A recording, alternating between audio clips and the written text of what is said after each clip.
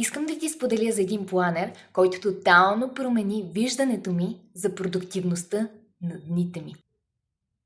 Астропланер. И не толкова заради астрологичната част в него, а заради един аспект, който сега ще ви покажа.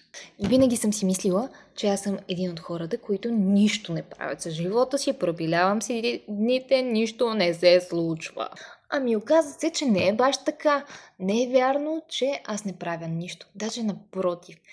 Супер много ми помогна този планер да оценя дните си. Буквално аз мога физически да видя доказателства за това аз какво съм свършила в дадена седмица. И се оказва, че аз съм свършила изключително много неща и не съм го осъзнавала. Благодарение на този планер аз успях да видя това и да оценя дните си и работата, която съм свършила. Ето така изглежда астропланерът, има различни неща в него, но ето това е най-важната част за мен. Всеки ден аз попълвам много за кратко какво съм правила през деня, а накрая има секция бележки, в която обобщавам какво се е случило през седмицата. Не ми отнема много време, само няколко минути на вечер.